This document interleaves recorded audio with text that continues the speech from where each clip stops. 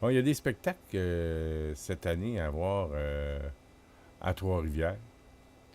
Euh, Vous irez voir sur le touriste Trois-Rivières.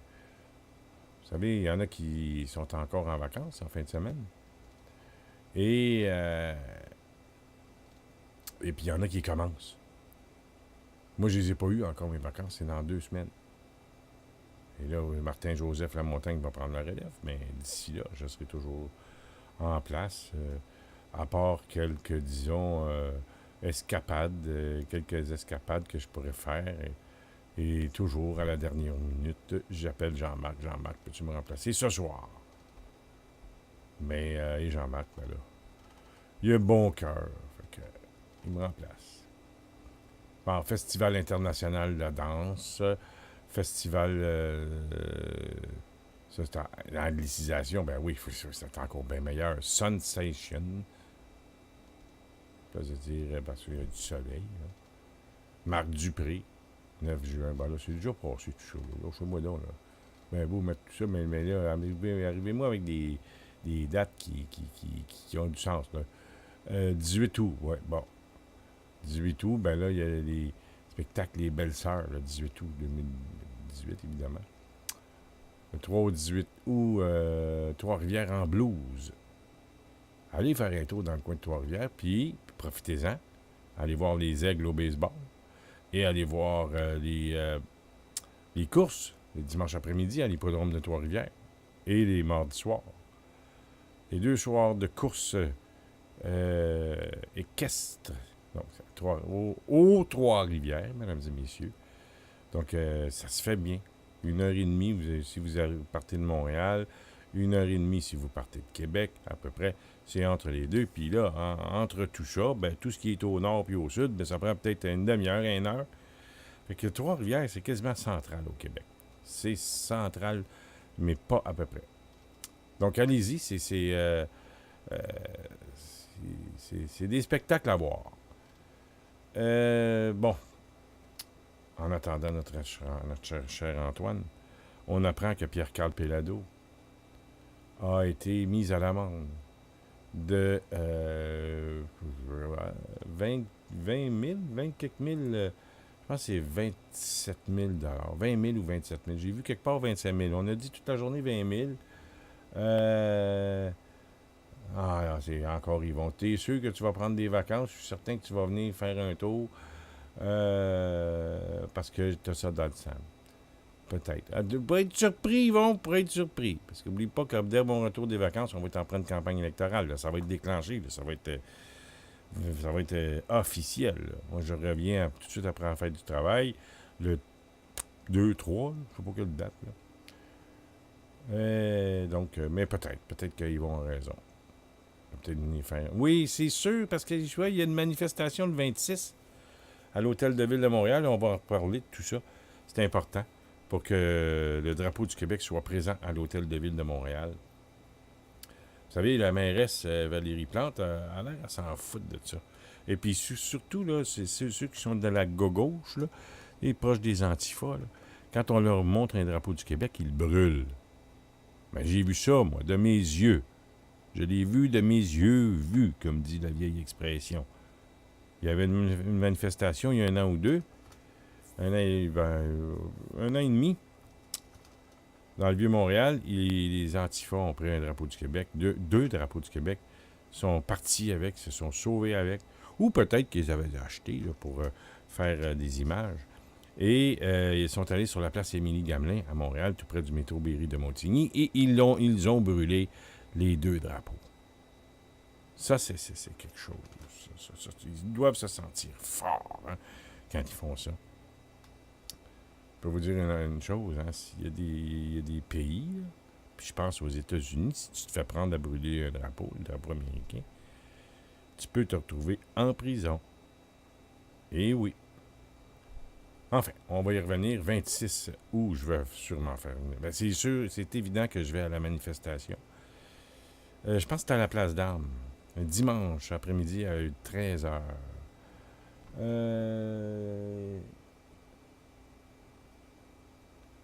Ouais, ils vont. On va on va passer quelques commentaires, si vous le voulez bien. Oh ouais, allez-y donc, on va y aller. Yvon Gay qui me dit, j'ai vu ça moi aussi dans le temps, mais ils en ont mangé une crisse. En parlant des gens de la gauche et gauche. C'est Yvon Gay, un ancien chevalier d'indépendance, mesdames et messieurs, sous les ordres de Régis Chartrand. Donc, Pierre-Carl Pellado va contester l'amende, non pas de 20 000 qu'on a parlé toute la journée aujourd'hui, mais bien de 27 600 dû de nul autre que le directeur général des élections du Québec. Parce qu'il est coupable d'avoir enfreint la loi électorale, Pierre-Carl Pellado va contester l'amende de 27 600 du DGEQ. On se souvient, on le sait, que le 21 juin dernier, on ne le savait pas, on s'en doutait. C'est-à-dire que même François Chartier était l'un dessus ici à Radio Infocité qui nous allumait là-dessus. Et même encore ce soir, il a posté, est-ce que son droit de vote, là, son droit d'inéligibilité va être appliqué? Est-ce que, je ne sais pas par le DGEQ, est-ce que ça inclut le retrait du droit de vote ou non? Je ne sais pas. Je pose la question et François Chartier aussi posait la question ce soir. Non pas qu'il l'affirmait, il se questionnait, François, là-dessus. Mais à ce que je puisse comprendre, c'est que ça ne concerne pas le droit de vote. Le retrait des électeurs comment est-ce qu'on peut appeler ça au niveau juridique, je n'ai pas le terme exact, mais son droit de vote n'a pas été contesté. On parle seulement d'une amende à ce stade-ci. On se souvient que Pierre-Carl Pellado avait accumulé une dette de 135 000 qui découlait de la course à la direction du Parti québécois en 2015, vous vous souvenez. Et selon la loi électorale, eh bien, une telle,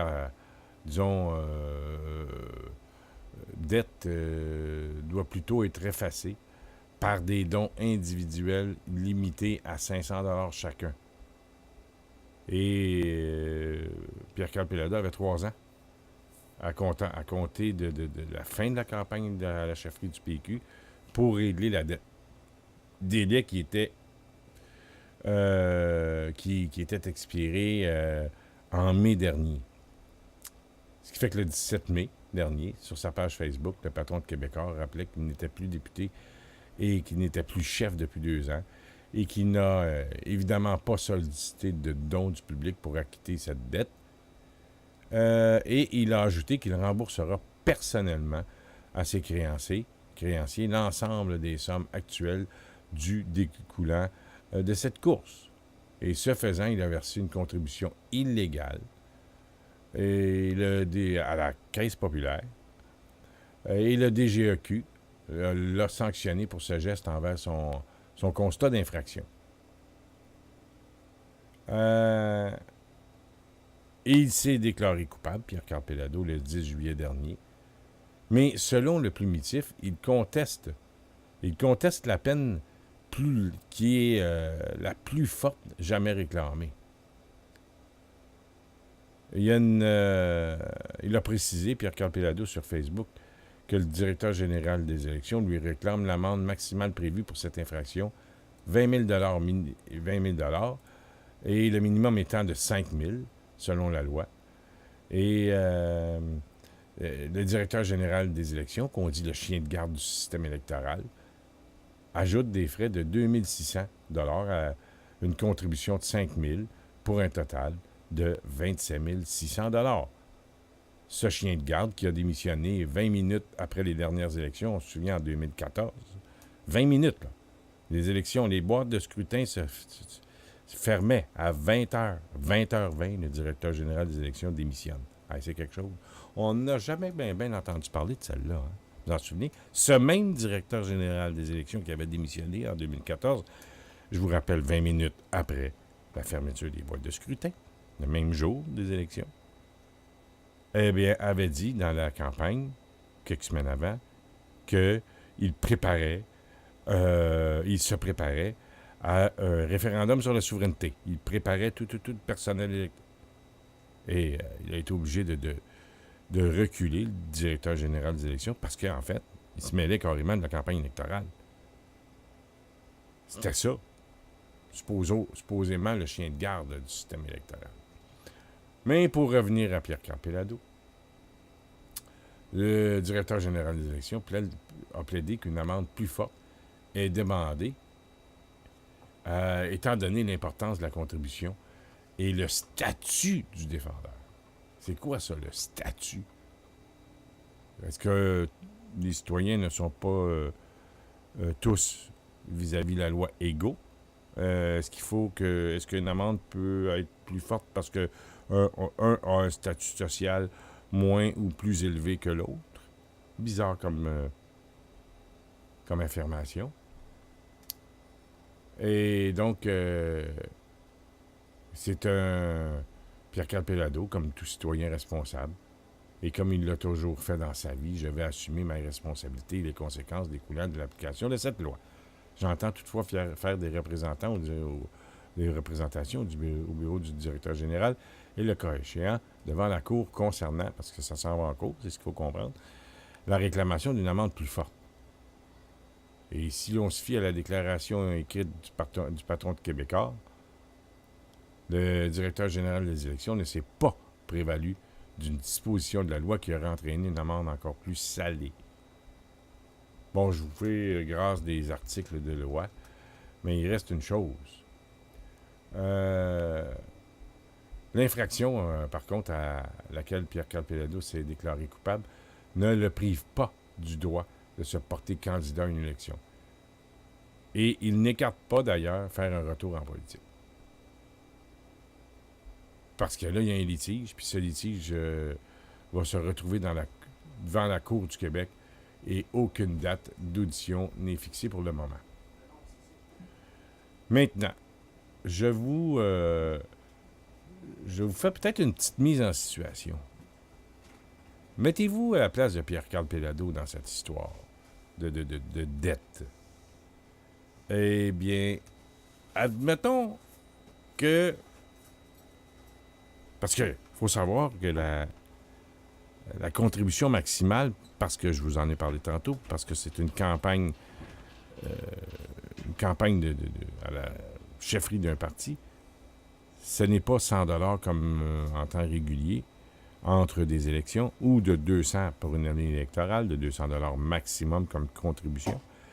Mais comme dans une course à la chefferie, c'est 500$.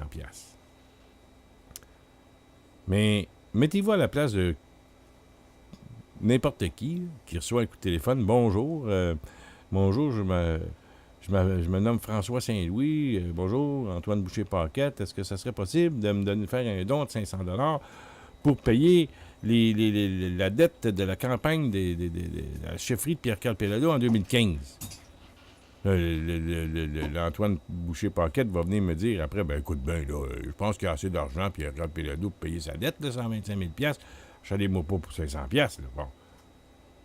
Fait que là, il aurait fallu qu'il fasse des cocktails, là. Ça aurait pris environ 270 dons de 500$ chacun. 270. Là, lui, il se casse pas le bessic, comme on dit au Québec. Il s'est dit, on règle ça, puis je paierai la vente. Mais d'une autre, c'est pas de dossier criminel là-dessus. Là. Fait que, puis ça ne l'empêche pas. Ça lui enlève aucun droit. C'est ce qu'on apprend dans le texte. Ça ne le prive de aucun droit de se porter candidat à une élection et son droit de vote, il ne sera pas perdu. On a déjà vu des gens qui étaient en politique, je pense que c'est Monique Simard de la CSN qui avait perdu son droit d'électrice pendant un bout de temps. 5 ans, je pense. Donc, ceci étant dit, Pierre-Carl Péladeau va contester en Cour du Québec et on va voir ce qu'il y en est. Bon. Mais il n'a pas l'air à s'en faire ben là-dessus. Antoine Boucher-Paquette vient de faire son entrée en studio. Salut Antoine, comment ça va ce soir? Bonsoir François, ça va très bien, je te remercie. Je vais juste baisser ici. Ce sont des écouteurs internes du studio. Bon, Antoine, ça va bien ce soir, oui? Oui, ça va, merci. Et toi? Oui, ça va bien. J'ai parlé en début d'émission d'une bouchère. Je sais pas si tu as vu ça. Ah non. Une bouchère. Ben attends, je vais t'en parler. Vas-y. C'est une jeune fille qui... bon, là, tu vois le texte. Ah ouais. C'est une jeune fille, jeune, peut-être dans la vingtaine, qui a une passion, et c'est de la boucherie. Et elle a été victime, fermer son compte Instagram, ce qui l'a privé de contrat. Et caméra désajustée, laquelle... Ouais. Faudrait que tu tournes... Ouais, laisse comme ça. Ouais, c'est bon, ça. C'est bon. Donc, sa passion, ben... elle a été, disons, mise à l'épreuve parce qu'il y a des activistes véganes qui cocktail molotov, toutes sortes de pressions. C'est rendu, puis je dis à Antoine, à un moment donné, il va arriver ce qui va arriver, hein. Le feu va prendre pour le vrai, puis il peut y avoir des morts dans les étages supérieurs, et il peut... les conséquences sont très graves d'un cocktail Molotov. Enfin. Et d'autres situations.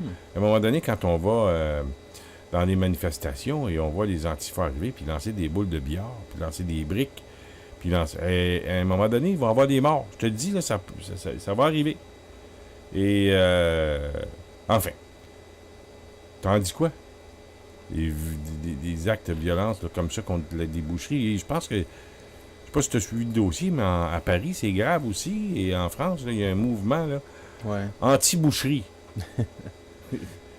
Ouais, ben, je pense que ça fait juste prouver à quel point notre société est en pleine décadence, là, tout simplement. C'est un des fameux signaux faibles. Mais tu sais, quand tu vois que la jeunesse de notre pays se perd dans des causes futiles comme ça, malgré que la cause en soi, tu sais, je peux comprendre le mauvais traitement, les boucheries industrielles, ainsi de suite. Tu sais, il y a quand même des points intéressants qui pourraient amener dans le débat. Mais malheureusement, tu vois, c'est des méthodes extrémistes. On y va à coup d'intimidation, de menaces de mort, vandalisme, ainsi de suite. Puis ben, ça fait juste prouver que à quel point, je sais pas, on est en... Comment je peux dire? Non, mais Antoine, tout le monde, tout jeune, a besoin de s'accrocher à une cause, ainsi de suite. Oh, oui, c'est un peu ça qu'on voit, mais c'est des coups d'épée dans l'eau. Si tu regardes la photo, tu regardes bien la photo, là, tu vois Dominique Rioux, c'est son nom, la jeune dame, qui est... ça n'a pas l'air de son appartement, là, hein, cette place-là, c'est plutôt son lieu de travail. Oh, ouais. Et si tu remarques sur la photo, derrière elle, il y a des fours, des fours pour des fourneaux, probablement pour disons, faire la production, disons, très, très limitée. Et c'est bizarre parce que ces groupuscules, parce que je les appelle les petits groupuscules, s'attaquent toujours à des boucheries qui sont des petites boucheries du coin de la rue, et non les Holy Mail de ce monde. Tu comprends? Les Holy, tu sais, ceux qui font de la grosse... Ouais, non, c'est exactement ça. Tu sais, c'est les petits bouchers, les petits commerces de proximité. Mais le plus grave, c'est surtout ça. Lorsque j'ai tenté de me connecter, dit-elle, c'était écrit que mon compte avait été fermé parce que je n'avais pas respecté des conditions d'utilisation. Se désole-t-elle. Bon, tu sais, je te parlais... Instagram, tu parles? Ouais, c'est ça. Mais je te parlais hier de la censure dans les réseaux sociaux, ainsi de suite. Dans le fond, dès qu'on a commencé à entendre parler de fake news, c'est à partir de là que les pouvoirs en place ont commencé à censurer Internet, massivement. C'est vraiment là que ça a commencé. Puis que ça fait peut-être, je sais pas, à peu près un an et demi, 2 ans, environ. Donc, Ben, ça Donc, fait. ouais. Écoute, ça C'est fait à ce qui peu se près passe. ça, là. Mais excepté que. Ce que je. En tout cas, peut-être tu pourrais m'éclairer là-dessus. Parce que mon compte Facebook a déjà été piraté. Ou attaqué. Là, en tout cas, je sais pas, là, mais à un moment donné, je me suis retrouvé. Puis j'avais quoi, 2-3 000 amis. Puis moi, c'est pas des amis, là. J'expliquais ça. On avait justement une discussion aujourd'hui sur la dépendance. La cyberdépendance. Ouais. On parlait justement de Facebook. Il y en a qui disaient, moi, des amis Facebook, j'en ai pas, j'en veux pas.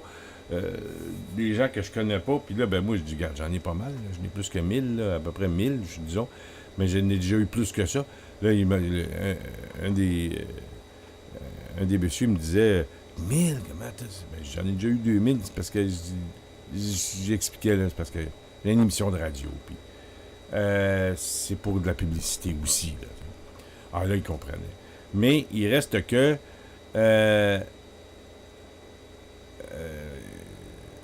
il reste que, en bout de ligne, quand il y a une plainte, là, supposons que je fais une petite publication Facebook, et puis là, je suis, disons, coupé par Facebook. Est-ce que tu peux m'expliquer comment... c'est quoi le processus? Il y a quelqu'un qui fait une plainte à Facebook. C'est qui gère ça, en bout de ligne? C'est gros, Facebook, c'est Ben, c'est 1,5 milliard de monde qui sont là-dessus. Quoi, s'ils vont commencer à... Je pense, là, s'il va y avoir des gens payés par Facebook pour les couper. Te couper, toi. Ouais, Fais une plainte contre toi, puis ils te coupent tout de suite. Non, mais, Ben non, mais Facebook, c'est surtout... ça fonctionne beaucoup par des intelligences artificielles. Donc, c'est des algorithmes qui... dépendamment s'il y a beaucoup de plaintes, disons, en même temps sur une certaine chaîne, peuvent la désactiver jusqu'à temps qu'un humain puisse aller voir ce qu'il y en est. Mais non, c'est ça. C'est essentiellement automatisé sur Facebook, là, ces choses-là. À moins que ça soit une commande ou je ne sais trop. OK. Donc, si tu penses que c'est automatisé, puis déjà, là, c'est... Donc, toi, puis Ah oui, moi... imagine le monde qui devrait engager pour gérer plus d'1 milliard de comptes. Hein. Ouais, non, je comprends. C'est virtuellement impossible. OK, ça fait que... tout ça pour te dire que cette dame-là, Dominique Rioux, a eu maille à partir avec ces gens-là, et je pense Ah, t'as vu, Jean-Marc nous l'a dit. C'est une gestion par des équipes locales, mais tout le reste, c'est des robots. OK, donc des robots, et... donc, ça devient trop facile. Et avec des robots, ben il y a des gens des petits fins finaux, qui connaissent qui connaissent la façon de faire pour bloquer quelqu'un. Je pense qu'à un moment donné, est-ce que ça peut se retrouver devant un tribunal pour, disons, de limiter la liberté d'expression? Parce qu'on sait que Facebook, c'est une compagnie privée. Mhm. Et ceux qui s'inscrivent à Facebook, il doit y avoir des conditions, là, je ne sais trop, là, mais il reste que cette dame, là, Dominique Rioux, a subi les conséquences d'un petit groupe. Et le petit groupe là, d'extrémistes, je peux dire une chose. Cet été, ils emmènent large. Ils ont été jusqu'au cirque, non pas le Cirque du Soleil, mais Cavalia, les pièces de théâtre. Parce que moi, j'ai mets tout dans le même... Je mets tout ça dans la même mouvance. Oh oui, ben c'est les mêmes genres de personnes, là, effectivement. Idéologiquement parlant, j'entends. Fait que... Donc, non, t'as raison. De toute façon, c'est pour ça qu'il faut plus trop se badrer de la gauche actuelle. Là. Évidemment, hein, quand je dis gauche, là, c'est ce qu'elle représente aujourd'hui, mettons, avec Québec solidaire, là, toutes ces tendances-là, toutes ces dérives-là. Regarde, laissons les sociaux-démocrates se suicider avec eux. Puis, et politiquement, hein, bien sûr. Mm-hmm. Et pour le reste, qu'on fasse notre bout de chemin. Parce que en Occident, puis partout sur la planète, il y a des phénomènes, et ça c'est partout, de retraditionnalisation de la société. Puis, tu sais, veut pas, c'est un petit peu normal au final, même quand tu regardes juste statistiquement ou démographiquement parlant. Tu sais, ceux généralement qui sont laïcs, voire même athées, ils n'ont pas tendance à avoir beaucoup d'enfants de toute façon. Donc, tu sais, tous ceux qui sont pour le droit des gays, droit des femmes at large, même, tu sais, t'es pour le droit de l'avortement, mettons. Ta société est pour le droit de l'avortement. Malgré que je sois pas contre, à vrai dire. Là. L'avortement. Ouais, c'est ça. Mais force est de constater de toute façon que ta société, si tu décides de tolérer l'avortement, ben elle va finir par mourir tôt ou tard. C'est ce qui arrive en ce moment dans nos sociétés. Tu savais que depuis le début de l'avortement, c'est à peu près 1 million d'enfants qui sont pas nés au Québec? À peu près. Bon, ben ça veut tout dire. Ça veut tout dire. Parce que, écoute, je me souviens des chiffres. C'est peut-être pas des chiffres exacts, je vais te dire, là, mais où tu vas me dire, mais peu importe. Je me souviens quand j'écoutais Gilles Proulx, il y a 15, 20, 25 ans, il disait 30 000 naissances contre 30 000 avortements égale 0. 0 plus 0. Il n'y avait pas raison, Gilles. Parce qu'il n'y a pas de progression. Oui, c'est ça, mais il y avait quand même 30 000 naissances en bout de ligne. Mais il y en aurait eu 60 000. C'est 30 000 avortements dans le temps. Multiplie ça par 30 ans, ben ça fait 900 000. Fait que quand tu dis ton million, là, t'es pas loin du million. On s'entend? Fait qu'il y aurait 1 million de plus de petits Québécois, là, puis c'est pas tous des petits Québécois canadiens français, là. Non. Mais il y aurait des Québécois. On le sait, j'ai écouté une petite vidéo de Pierre Falardeau tantôt, puis avant l'émission, et il disait, ce cher Pierre, que la deuxième génération des immigrants, c'est des Québécois. Là, tu me parlais hier d'une amie que t'as, et puis, oui, elle sera jamais, là... tu disais hier, si je me souviens bien... Même elle n'est pas descendante d'immigrants, elle est immigrante. Ah, OK. Donc, elle est arrivée ici, elle avait peut-être 7-8 ans. OK.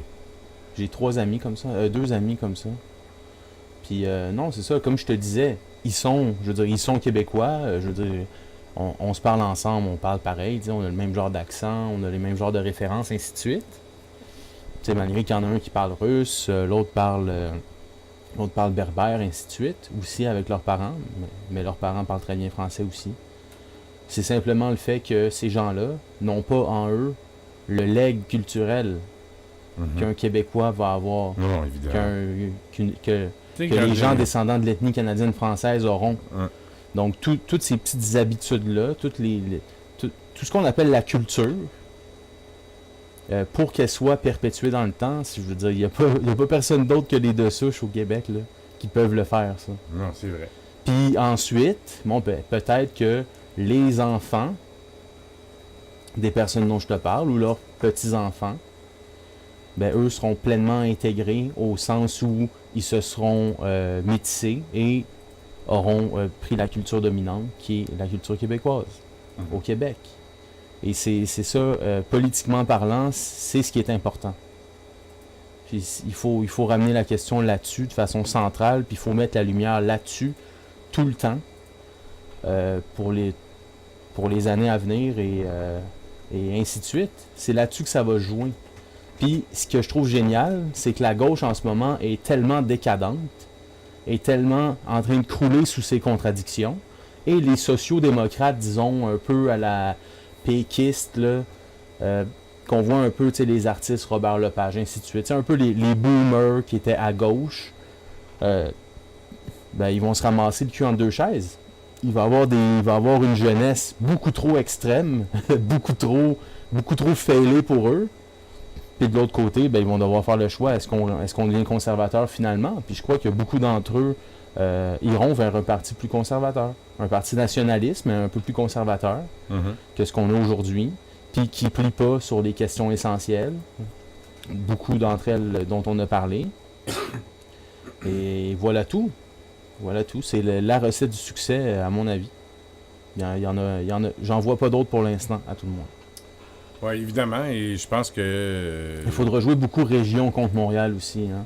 Ça, c'est très, très, très important, politiquement parlant, là, dans les élections qui viennent au Québec. Pas celles qui arrivent là, mais les prochaines, dans 4 ans, dans 8 ans, et ainsi de suite. Ça prend...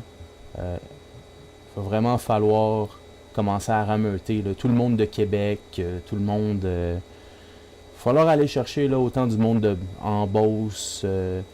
à Québec, des gens plus conservateurs, mais nationalistes plus canadiens-français, contre, mettons, Montréal, qui va devenir de toute façon imprenable politiquement. Et voilà. Mhm. Il va falloir juste encourager, en prenant le pouvoir, il va falloir encourager que les immigrants restent à Montréal et essayer de les pousser tranquillement, pas vite, vers Toronto, puis vers le reste du Canada, puis ils se débrouilleront avec eux, tout simplement. Puis tous ceux qui veulent parler français et reconnaître la société québécoise pour ce qu'elle est, c'est-à-dire la culture de référence au Québec, la culture historique, le peuple qui a valorisé cette terre, c'est-à-dire qu'il a le droit de s'autodéterminer sur celle-ci, eh bien, tous ceux qui le reconnaissent sont les bienvenus. Comme disait Falardeau, bien sûr, je crois que c'est la plus belle phrase qui a jamais été dite en politique identitaire au Québec. Donc, faut arrêter de se voiler la face, hein, puis dans tous les sens du terme, hein, dans la société québécoise, puis commencer à être sûr de nous, tout simplement. Hein, être fort culturellement, ben oui, il faut se réenraciner jusqu'à un certain point. Ça ne veut pas dire nécessairement retourner à la religion catholique ou ainsi de suite, mais faut individuellement, chacun d'entre nous, faire des démarches pour mieux apprendre notre histoire, pour aussi l'apprendre à ceux qui nous suivent, donc vos enfants, et ainsi de suite. Envoyez-leur des petits morceaux d'histoire comme ça qu'on est capable de retrouver par-ci par-là, à gauche, à droite. Toutes les figures héroïques du Canada français, ben, les saints martyrs canadiens, les choses comme ça, tous les héros canadiens, faut les remettre de l'avant parce que ce sont des grands hommes et des saintes femmes. Vraiment, on descend pas de n'importe qui là, sur cette planète. Faut quand même le rappeler. Là. C'est des gens qui ont pris la nature à bras-le-corps et qui lui ont offert une honorable compétition, je te dirais. Pour réussir à survivre dans des climats aussi difficiles sur la planète, ça prend des peuples valeureux puis qui lâchent jamais. Puis je pense que ça, le Québec a réussi à le prouver. Et je suis convaincu que dans l'avenir, pourra aussi le prouver. Hein. Si moi, je perds jamais espoir, puis je perdrai jamais l'espoir, même si, disons, en 2035, on est submergé démographiquement parlant, puis qu'on perd nos droits politiques, on peut encore influencer de façon énorme sur la société, comme nos ancêtres l'ont fait, quand ils se rassemblaient dans des coopératives de travail, quand ils se rassemblaient dans les paroisses, et ainsi de suite. Il y a moyen vraiment, puis éventuellement, je te reviendrai là-dessus avec une liste de peuples que je trouve très intéressant. Je sais, aux États-Unis, il y a les Amish, qui sur beaucoup d'aspects, sont, je crois, sont un exemple à suivre en termes de résistance, disons, en termes de longévité, de pouvoir continuer leur culture. Il y a eux, mais aussi, bien sûr, là, énormément d'autres peuples sur la planète qu'il faudrait imiter hein, jusqu'à un certain point. Je pense aussi aux Juifs, entre autres. Il faut quand même dire que ce peuple-là a survécu des millénaires, hein, ce qui n'est pas rien. Nous, ça fait juste 400 ans qu'on est là. Eux, ça fait au moins 2000 ans, même plus que ça. Puis ce peuple-là a réussi à survivre sans État pendant des millénaires. Donc ça, c'est très intéressant aussi du fait que nous n'avons pas d'État encore à proprement parler. On n'a pas d'État, mais on est quand même bien défini ça, dans un endroit géographiquement parlant très, très, très défini. Et puis ça, ben, c'est ce qui peut nous sauver en quelque part. Parce que si on était... Oui, si on décide d'aller acquérir tous les pouvoirs de l'État, d'un vrai État. Parce qu'en ce moment, on n'a pas de... Tu sais, on a moins de pouvoir qu'un État américain. C'est-à-dire que le Vermont a plus de levier que nous. C'est pour te dire à quel point le Canada, c'est n'importe quoi. Puis ça aussi, il faut le ramener sur la table. Je veux dire, au final, qu'est-ce qu'ils nous ont proposé, les fédéralistes? Au final, là, je parle des Québécois fédéralistes. Là. Hein? Eux, ils voulaient, non, inquiétez-vous pas, ça va être une nouvelle association, tout le kit. Non, ça a juste été la soumission, de la suggestion, puis l'écrasement d'un peuple au grand complet. Fait que les fédéralistes feraient mieux de se taire un petit peu, puis de commencer à prendre des notes, parce que on va leur remettre leur nez dans leur caca, ça sera pas trop long. Il est bien temps que ces gens-là payent la note politique qui viennent avec leurs mensonges, Puis il est bien temps que ces gens-là soient reconnus pour ce qu'ils sont, c'est-à-dire des tricheurs et des menteurs. Là-dessus, je donne tout à fait raison à Lisée. Mais j'aimerais ajouter quand même, Antoine, que tu disais tantôt que tu perds pas espoir, puis tu peux être positif quant à l'avenir des Québécois. Mais à un moment donné, on parlait tous les deux de Falardeau tantôt, mais il y a des gens qui n'ont pas peur de dire ce qu'ils pensent. Et c'est ce qui manque aux Québécois aujourd'hui. J'ai un bon exemple pour toi ce soir. Tu sais, Michel Blanc, tu connais Michel Blanc, qui est la candidate du PQ contre, je sais pas le nom de la fille, là, celle qui remplace Amie Kadir. Écoute, ben, là, il y a eu, c'est du tweet, ça, c'est du tweet, ça. Elle contre Jean Barbe. OK? Wow! Tu vois l'image? Ouais, clairement. Là, c'est la gauche, puis la... Est-ce que Michel Blanc est de gauche? Il faudrait définir ça, là. Je sais pas. Ceux qui ne savent pas c'est qui Michel Blanc, c'est la candidate du Parti québécois. C'était une... transgenre. Transgenre, hein? C'est transgenre. C'est ça, transgenre? Ah ouais. En tout cas, une transsexuelle. Transsexuelle. Bon. Je vais vous lire un peu je vais faire la mise en situation et vous allez voir c'est intéressant. Tu vas voir ça. Michel Blanc, qui commence. Après Slave, Québec là, elle attaque Québec solidaire comme faux, là. Elle n'a pas peur, elle, hein? Non, en effet. Après Slave. Vite comme ça, je t'aurais dit, il y a des couilles, cette femme, mais cette femme a des couilles. Ça aurait peut-être été de mauvais goût. Ah, ben là, regardez, capable d'en prendre, je suis certain. Après Slave, Québec solidaire clame le plus important est de continuer le dialogue. Après Canada, Québec solidaire clame le plus important est de continuer le dialogue. Ils entendent quoi pour jaser avec leurs membres qui valorisent la censure, Québec solidaire? Là, Jean Barde répond « Tu fais très dur. Là, Michel Blanc retourne ça. Je te retourne le compliment. Barde dit « Tu baises dans mon estime, Michel Blanc. Et toi donc? » Jean Barde dit « Affreuse politicienne de bas étage. Ah. » Michel Blanc « Oh, tu as la plume méchante. Faut croire que tu ne sais pas que les acteurs principaux de ce théâtre grotesque d'accusations ayant causé le retrait des pièces de Lepage ont été candidats de QS, où ils sont toujours militants. Tu dois lire trop Camus. Je te parle pas de l'auteur, mais bien de celui dont la philosophie a l'odeur du fromage passé date du même nom. C'est quand même pas mal. Ah ouais. Michel Blanc, on continue. Et ça m'attriste profondément qu'un chroniqueur et auteur de surcroît, qui jadis savait disséquer des situations complexes pour les expliquer de façon lumineuse, s'aveugle d'une idéologie et d'un simulacre de lutte des droits sociaux à ne même plus être capable d'identifier les contours, objectifs et procédés de ces pamphlétaires de la censure. Toi, un artiste, un homme de vision, mais bon, je te souhaite le meilleur et qu'après ta gueule de bois, tu te réveilles enfin. Jean-Baptiste répond. C'est un genre d'insulte, tout ça. Mais bon, adieu, Michel. Je souhaite que tu mordes la poussière pour ta bassesse. Tu vois tout de suite, là, adieu. Là, il veut arrêter de parler. Mais là, Michel Blanc réplique. Même si je perdais mes élections, ce qui sera loin d'être le cas, j'ai déjà gagné. Je ne vais pas en politique pour gagner. Je vais en politique pour faire avancer le Québec et le mettre sur la map numérique. Ça sera des prochains débats. Ça sera des prochaines propositions. Ce sera l'avenir du Québec et je suis déjà fier à l'idée que la campagne porte sur ces enjeux qui nous bouleversent et dont on a un très grand retard. Je suis déjà gagnante de faire de la politique à ma façon et de dire haut et fort que le Québec est ouvert, métissé depuis sa fondation avec les Amérindiens, les Noirs, les Espagnols et oui, même avec les Anglais, puis avec tous les peuples qui sont venus faire l'Amérique avec nous.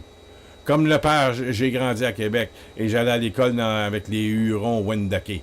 Les Haïtiens sont ici depuis même avant la guerre d'indépendance.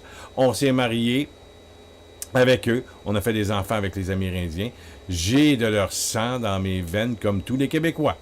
Moi, j'ai gagné et je suis fier de venir d'ici et d'écouter, ou pas les histoires que nos artistes, avec le plus grand respect, veulent nous présenter sur les planches. Michel Blanc recontinue.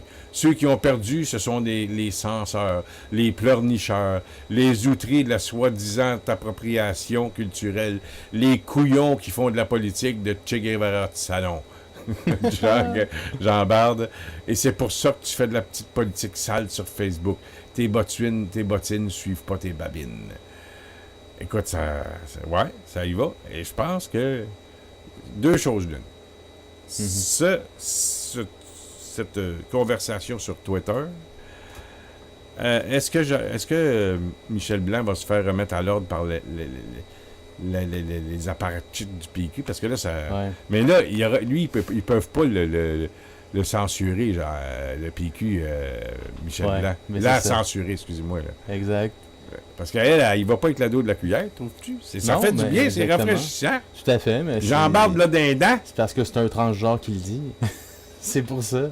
C'est pour ça aussi, je sais pas si tu as remarqué, mais beaucoup dans le mouvement alt-right aux États-Unis, dans l'anglosphère, au Royaume-Uni, en Australie, ainsi de suite, il y a une jeune femme qui se nomme Lauren Southern, très intéressante, très articulée, très intelligente.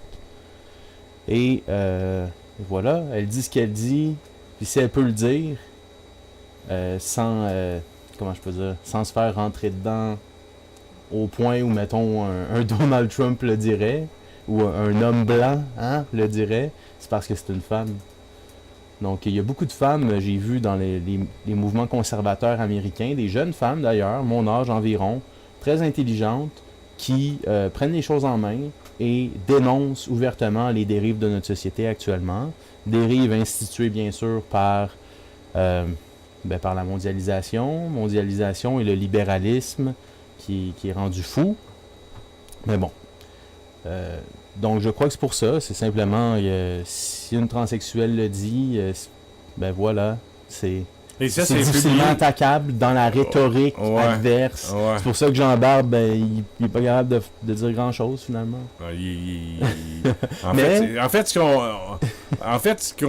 il y a une expression pour exprimer ça, c'est « évelant dans les dents ». Ah ouais, clairement. Et tout ça, c'est publié aussi dans la clique du plateau. C'est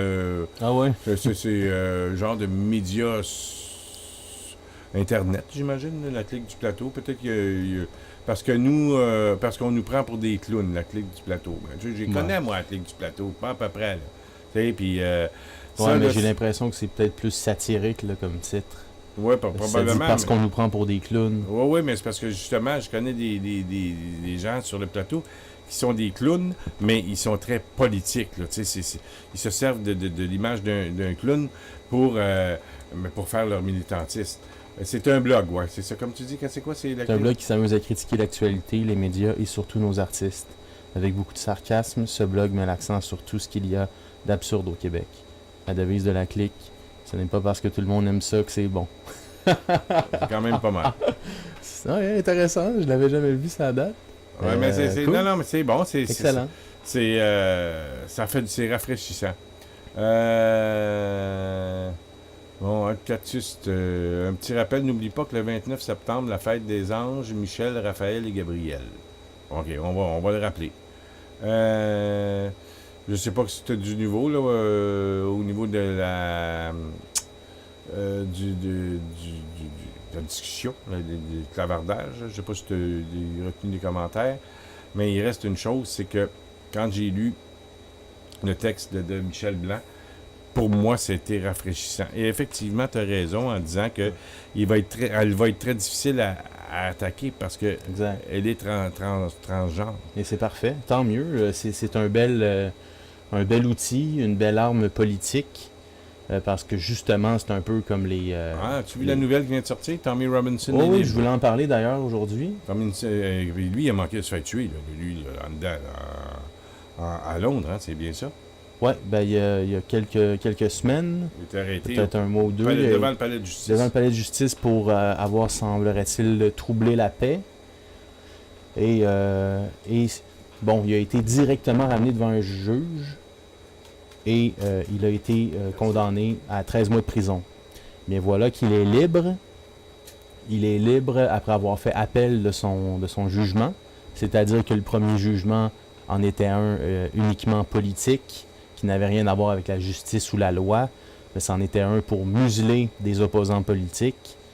Alors tant mieux que ce soit arrivé, puis moi j'ai ma petite idée à savoir pourquoi c'est arrivé.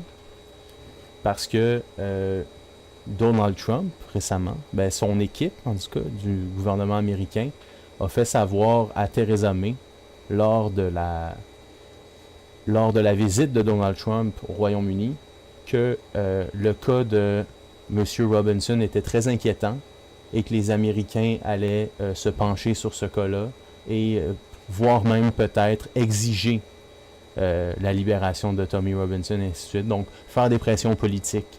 Et bien sûr, dans la situation où le Royaume-Uni se trouve en ce moment, écartelé entre les Américains sans scrupules qui veulent secouer tous leurs supposés alliés, qui ne sont que des vassaux finalement, veulent les secouer jusqu'à la dernière scène, et bien sûr l'Union européenne. Bon, les Anglais sont dans une position assez difficile, puis je crois qu'ils ne pouvaient pas se permettre d'aller un peu plus au clash avec les Américains là-dessus. Donc, tant mieux. C'est surtout pour... je vous dirais, c'est ce qui prouve que quand il y a des forces politiques qui sont conservatrices, qui sont nationalistes, qui tiennent debout. Qui se tiennent debout, puis qui revendiquent, ils ont un pouvoir à l'international. Puis là, bon, évidemment, avec les États-Unis d'Amérique, ça a toujours un peu plus de poids que, mettons, le Zimbabwe. On comprendra. Mais non, c'est très intéressant. Félicitations. Grosse victoire en ce moment pour les conservateurs et les nationalistes de ce monde. Et nous allons, je vous dirais, de victoire en victoire là, pour les prochaines années. J'en suis convaincu.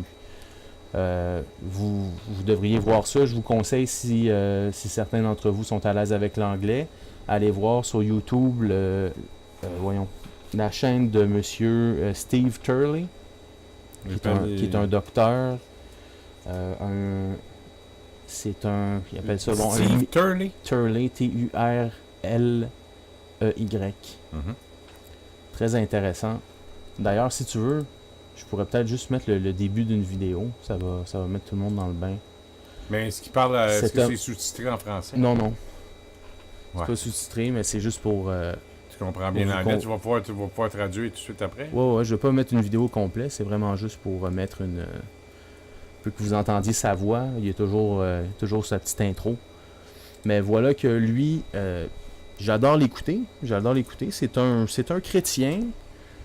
protestant, là, je ne sais pas de quelle église exactement, mais il est ministre du culte dans son église, quelque chose comme ça. Donc, il est quelque chose comme un prêtre, là, je crois, l'équivalent environ d'un curé. Il est jeune. Il a quoi? Il n'a pas encore 40 ans. Et je dirais peut-être la jeune trentaine. Puis, ce qui était très intéressant, si tu veux bien mettre le son, on va vous faire écouter juste l'intro de sa chaîne. Je conseille tout le monde qui connaît l'anglais un petit peu. Bon? Oui. On y va. Are we seeing the revitalization of Christian civilization? All over the world there's been a massive blowback against the anti-cultural processes of globalization and its secular aristocracy. And it's just the beginning. I'm Dr. Steve Turner, and I believe that the secular world is at its brink, and a new conservative age is rising. Join me each week as we examine these worldwide trends, discover answers to today's toughest challenges, and together learn to live in the present in light of even better things to come. This is Turner Talks. Et voilà, puis si tu permets, laisse le son encore, s'il te plaît. Juste vous montrer une introduction de vidéo.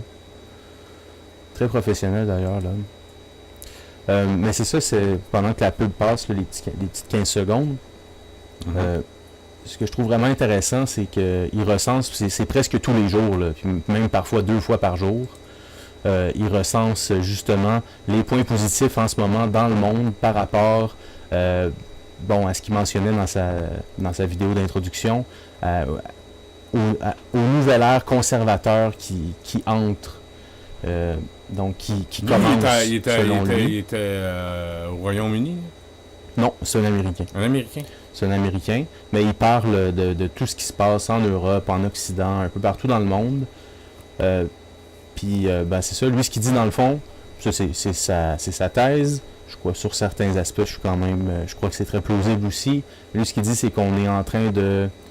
On assiste à la fin d'un ère secular age, c'est-à-dire un âge séculier. Donc, tu sais, l'âge... Une couple de centaines d'années. Où tout le monde est athée, et ainsi de suite, comme ce qu'on vit aujourd'hui. Bon, lui, ce qu'il dit, c'est que, justement, on entre dans une nouvelle ère de retraditionnalisation où les religions vont reprendre, et bon, la religion chrétienne, bien sûr, reprendra ses droits.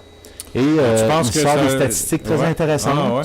Et politiquement parlant, si vous voulez suivre, évidemment, malheureusement, ce n'est qu'en anglais, mais si vous voulez suivre tous les derniers détails politiques en Europe, les différents partis anti-immigration, anti-européens et ainsi de suite, c'est vraiment la chaîne que je vous réfère. C'est d'ailleurs même très, très, très intéressant. Même, ça donne beaucoup d'espoir. Ça donne beaucoup d'espoir. Tu veux entendre quoi? Tu veux te faire entendre quoi? On va juste écouter les 30 premières secondes. Everyone, Angela Merkel's government. All right there, everyone. Angela Merkel's government is on the brink of collapse as the German population begins to reject her immigration policies en masse, which means that the EU is on the brink as well. That's what we'll be talking about on today's video. I don't know. Et voilà, tout simplement. Il parle d'Angela Merkel. Il dit Angela Merkel, en ce moment, son gouvernement est sur le bord d'imploser. Ça date du 15 juin. À cause de, bien sûr, ses politiques irresponsables en matière d'immigration. D'après toi, là, vas-tu sauter? Oui, elle va débarquer tout ou tard. 2018, 2019? D'après moi, elle ne passera pas les prochaines élections allemandes, là, très certainement. Qu'est-ce que tu veux dire? Elle se rendra pas aux élections ou non, elle va se faire planter aux élections? À tout le moins, elle va se faire planter aux prochaines élections. C'est dans 3 ans. C'est ça, exact. C'est loin, ça. Oui, c'est encore loin.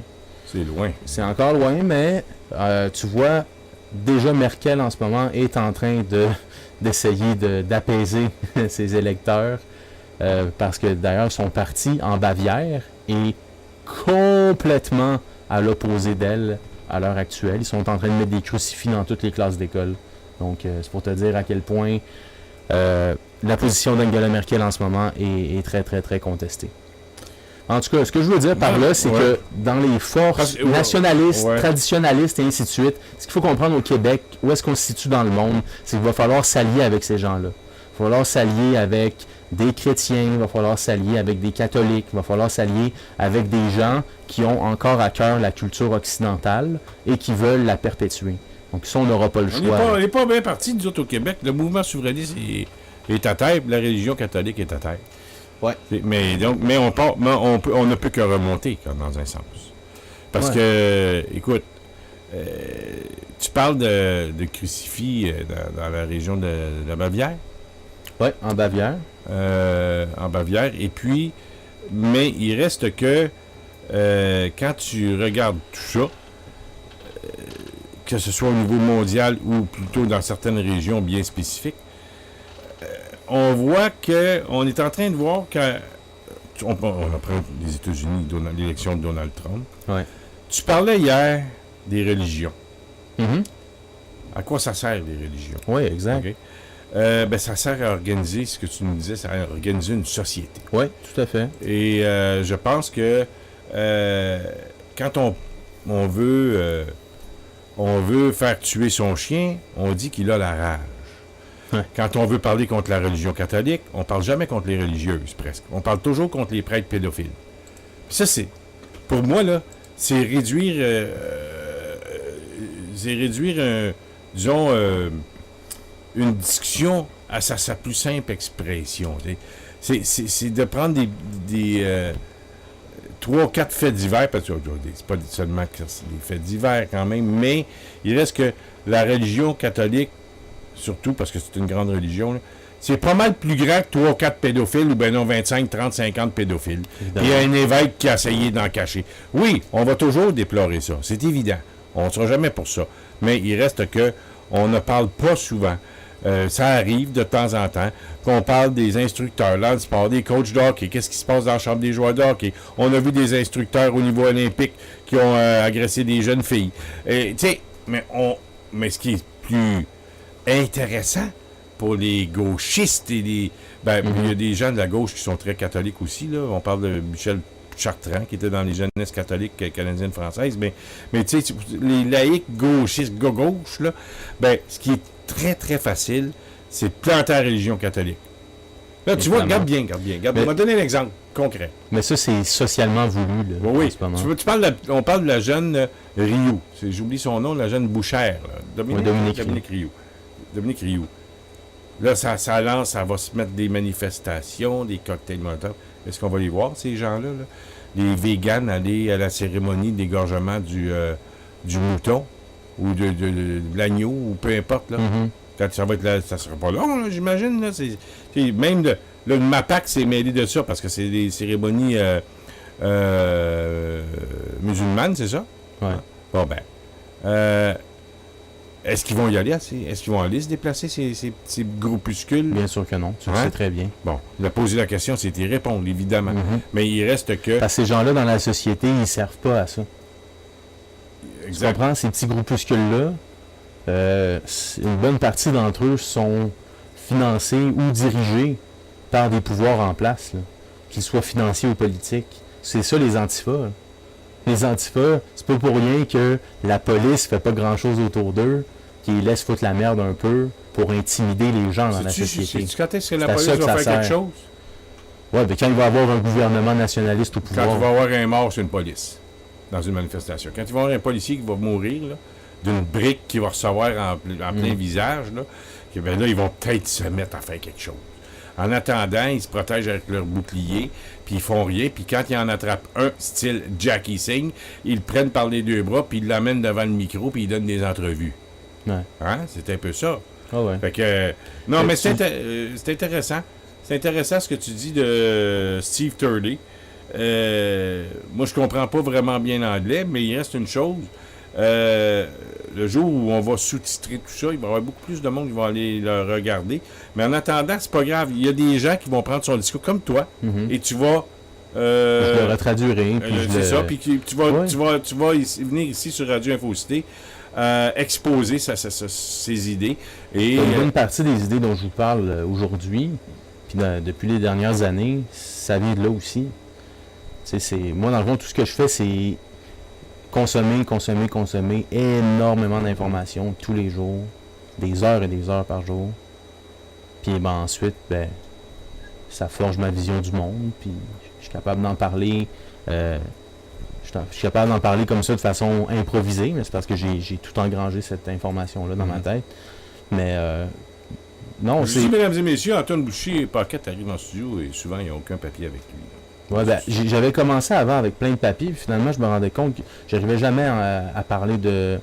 à vraiment exactement parler de ce que je voulais, ou ainsi de suite, ou c'était un peu saccadé, ou c'était... Fait qu'au final, je préfère comme tout prendre mes notes dans ma tête, puis ensuite juste y aller. On dirait qu'on improvise, mais c'est pas juste ça non plus. Moi, je voulais te parler de ça dans Vigile, ça sortait. Ils ont repris un texte de ART.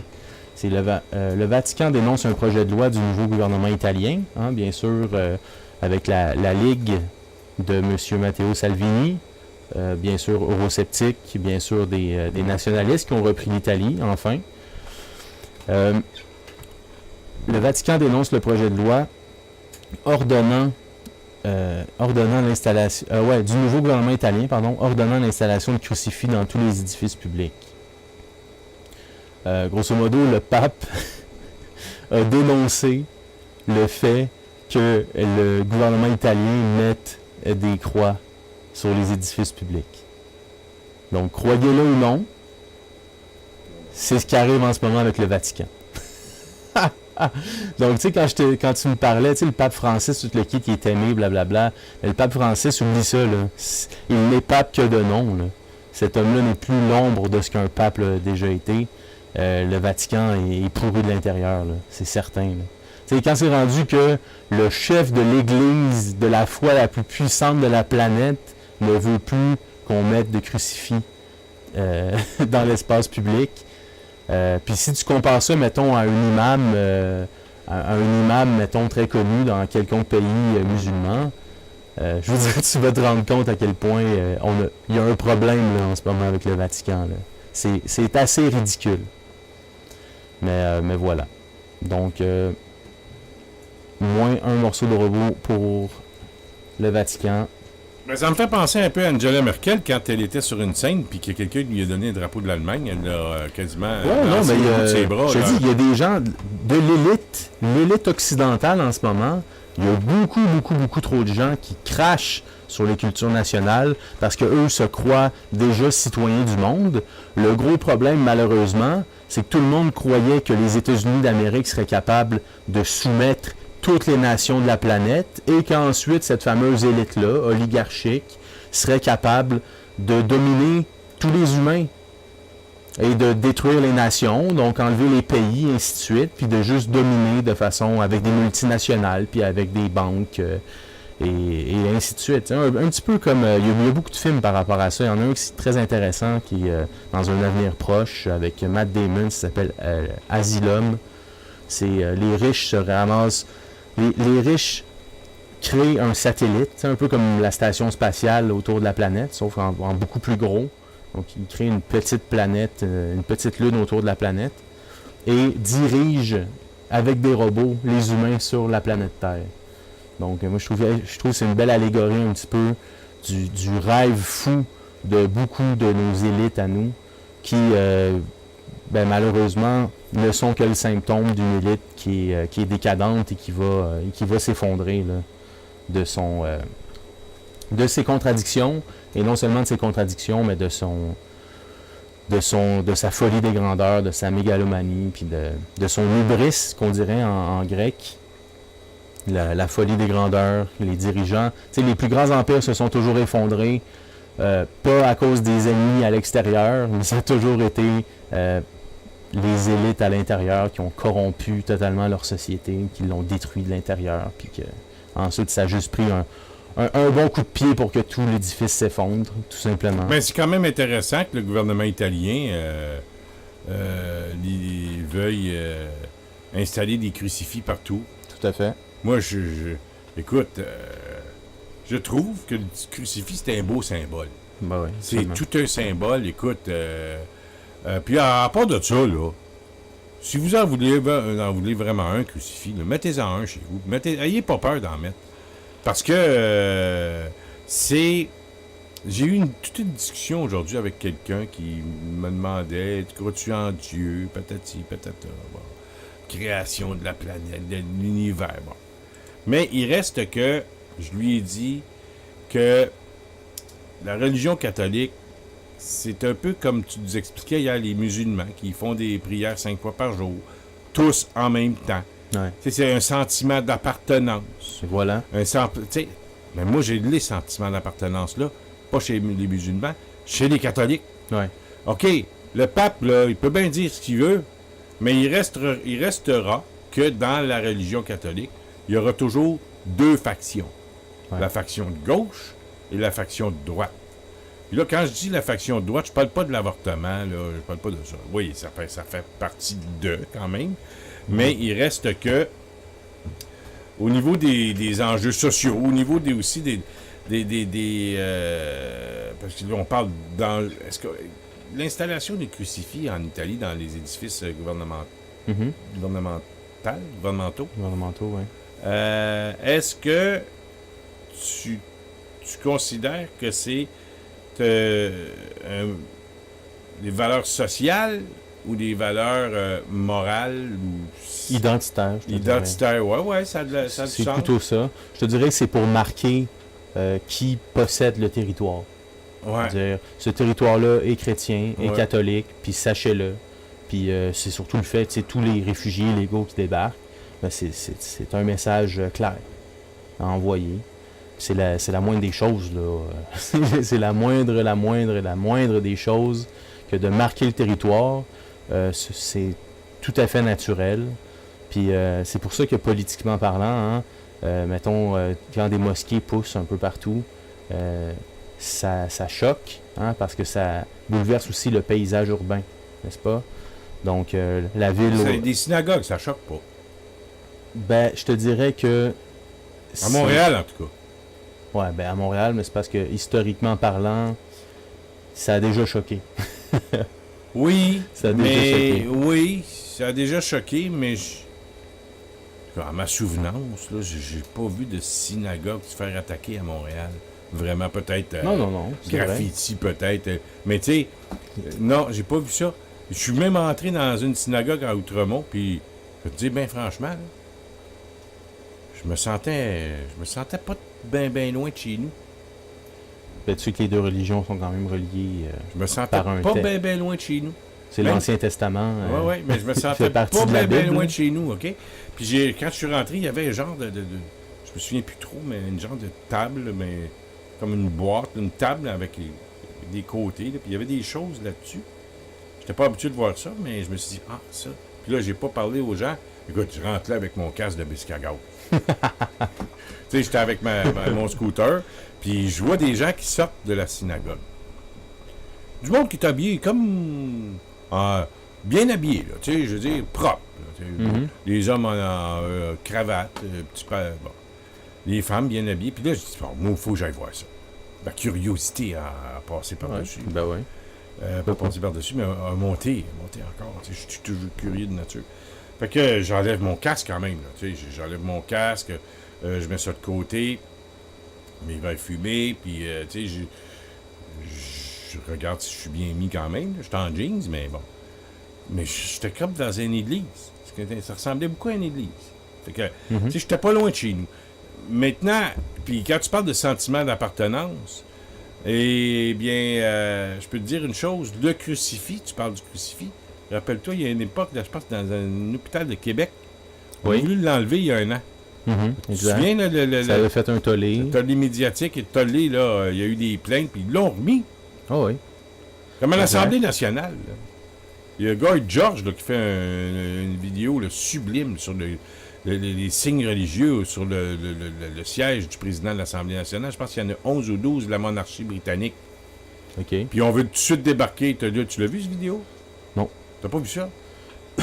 Je savais les symboles, mais c'est parce que la monarchie britannique, c'est aussi le patron de l'Église Protestante. anglicane. Donc, Anglican.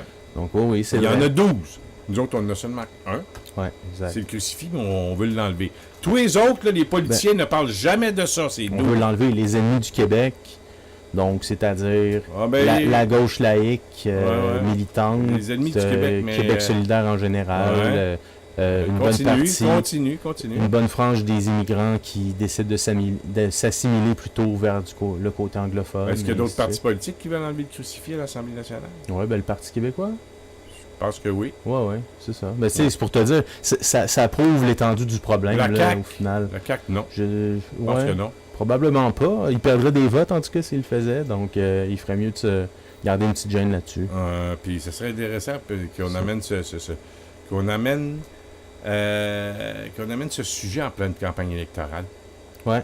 Mais tu sais, moi, je crois le moment venu, un politicien, un jour, devra dire le crucifix de l'Assemblée nationale, Il est là pour rester. il est là pour rester. Là, il se fera répondre, mais monsieur, je croyais que vous étiez laïque et partisan de la séparation entre l'Église et l'État.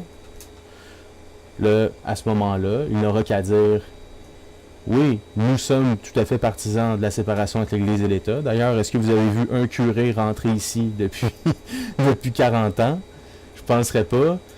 Mais une chose est certaine, c'est que l'État ne serait pas là sans le crucifix. Mhm. C'est-à-dire que, à un moment donné, il faut savoir d'où on vient puis remercier ceux qui nous ont permis d'être là. Mhm. Puis ça, c'est fondamental, c'est le strict minimum pour qu'une société se respecte aussi. Ouais. Donc, ça là-dessus, il serait temps que quelqu'un prenne une posture là, décomplexé totalement, parce que de toute façon, c'est la vérité, c'est comme ça que ça marche, c'est comme ça que ça marche partout. Il n'y a aucune... N'importe quelle autre culture comprend ça, ok? Donc n'importe quel immigrant qui débarque ici la semaine prochaine, il entend ça, il va comprendre de quoi il en retourne. Évidemment, à moins qu'un anglo ou qu'un gaucho commence à lui dire des mensonges, puis à lui dire « Oh, regarde, les Québécois, comment ce sont des vilains nationalistes, et ainsi de suite, et ainsi de suite. » Mais pour le reste, puis comment tout ce qui est transgenrisme, LGBTisme et blablabla, là, toutes ces niaiseries-là, oublie ça, les immigrants sont pas chauds à l'idée non plus. Là. Donc dans le cas, dans le cas où tu as un parti, tu as une lutte à deux, puis tu as un parti très nationaliste face, mettons, au Parti libéral, bon, ben tu as juste, pour miner le vote immigrant, envoie de la contre-information, puis dis-leur, oubliez pas en passant, je sais pas si vous le saviez, mais Philippe Couillard, ou peu importe là, le premier ministre ou la personne qui se présentera pour le Parti libéral dans les prochaines années, ben, tu leur diras, je sais pas si vous le saviez, mais ces gens-là ont pour objectif d'apprendre à vos enfants l'homosexualité à 4 ans, mettons. Ben, là, c'est sûr, c'est démagogique déjà là, tu comprends? Tu dis pas... Tu n'utilises pas tous les mots qu'il faut, puis ainsi de suite, mais faut que tu foutes la merde dans les rangs libéraux. Puis juste à partir de ça, envoie des petites informations comme ça, qui sont pas nécessairement fausses, pas nécessairement vraies non plus, mais c'est là-dessus qu'on s'enligne de toute façon. Puis tu sais, les cours d'éducation sexuelle qui arrivent à l'école, ça là, ils vont remplir la tête des enfants du Québec en leur disant « Toi, est-ce que tu es un petit garçon ou une petite fille? » Ah ben moi, je suis un petit garçon. Ah non. Pourquoi? Ça veut pas dire. Qu'est-ce que t'en sais? Ça veut pas dire que t'es un pénis, que t'es un garçon. C'est ça, exact. Puis ils commencent à les prendre de plus en plus jeunes. En France, c'était déjà... en France, ils préparaient ça avec le gouvernement Hollande. Je sais pas où c'est rendu. Mais c'est ça l'objectif. C'est de fucker les enfants pour qu'il y ait des grosses crises d'identité plus tard, puis qu'ils soient pas capables de se définir, puis d'être des personnes confiantes avec une belle estime d'elles-mêmes. C'est ce qui est en train d'arriver. On est en train d'essayer d'affaiblir nos enfants pour les fucker dans des niaiseries. Donc, grosso modo. Mais, écoute, là, tu nous amènes un texte tu m'amènes un texte de Mathieu Bock-Côté. Ben là, c'est direct là-dessus, hein? C'est à quoi qu'on se parle. Ouais, Mathieu Bock-Côté qui titre aujourd'hui dans le Journal de Montréal « La contradiction des non-souverainistes ». Ouais. Parce qu'il dit que pour être un nationaliste cohérent, il faut être également non, mais ça, c'est Vigile qui le dit.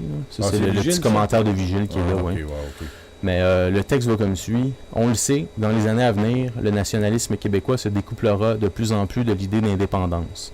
C'est normal, l'échec de l'indépendance a des conséquences politiques et les Québécois cherchent, d'une manière ou d'une autre, à continuer à s'affirmer, au moins minimalement, sans s'engager à nouveau sur un chemin qu'ils imaginent bloqué. Dans cet esprit, on nous répétera qu'on peut être nationaliste sans être souverainiste et que la défense de l'identité québécoise n'implique pas de rompre le lien fédéral. Apparemment, cela va de soi. Il y a plus d'une manière d'aimer son pays et le nationalisme québécois ne s'épuise pas dans la quête d'un nouveau statut politique pour notre peuple.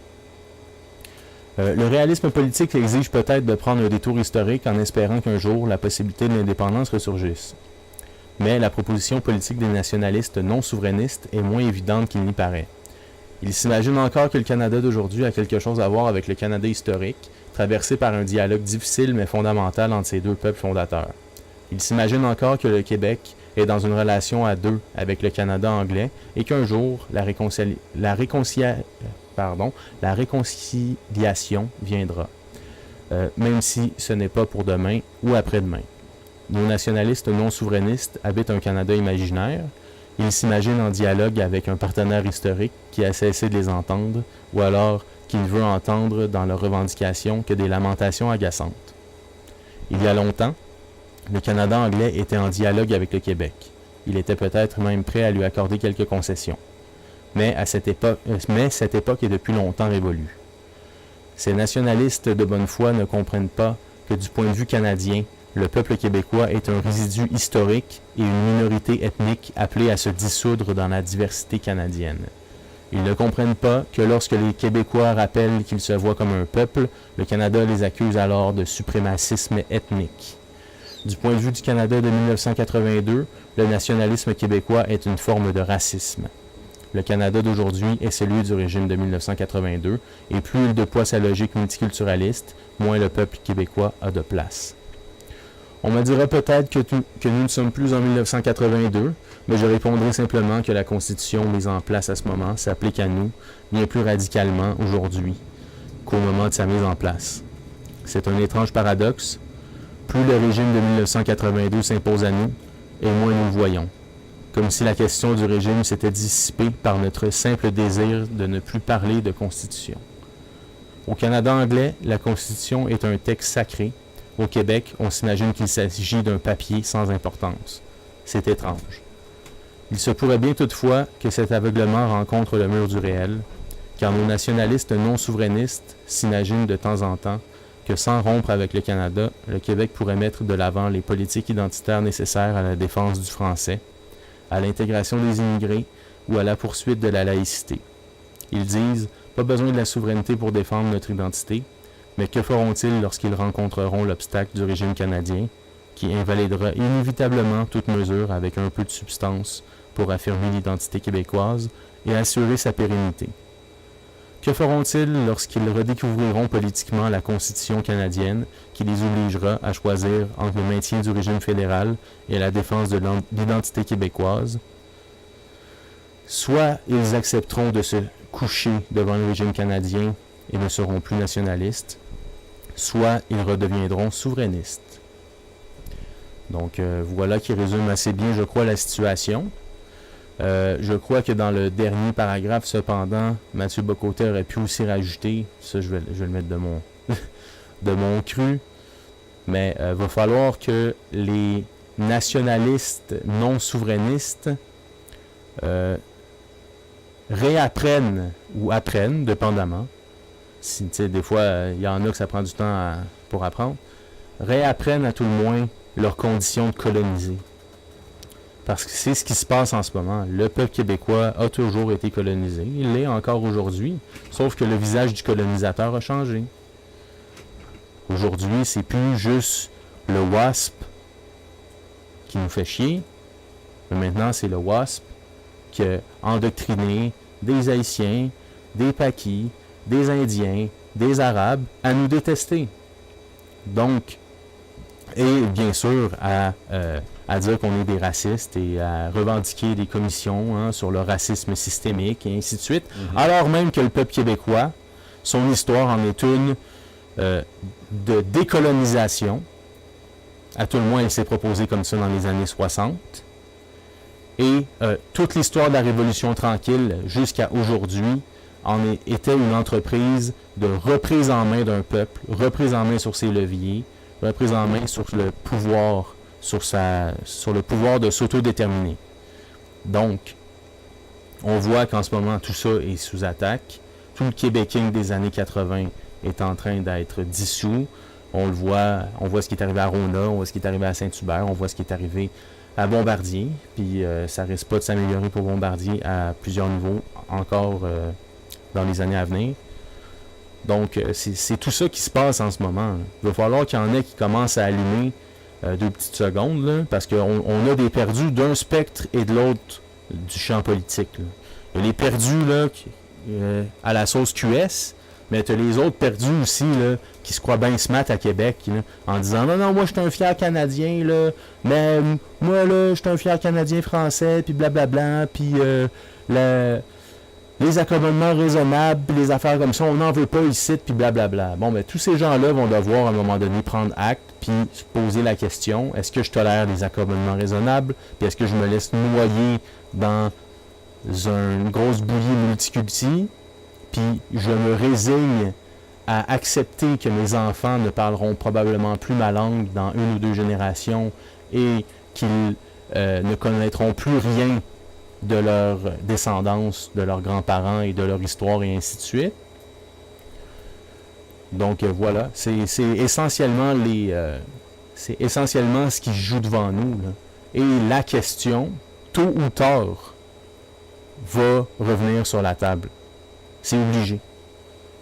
C'est obligé. Ouais, puis il y a un mot qui est souvent employé, et on l'a vu le 24 juin dernier, quand il y a M.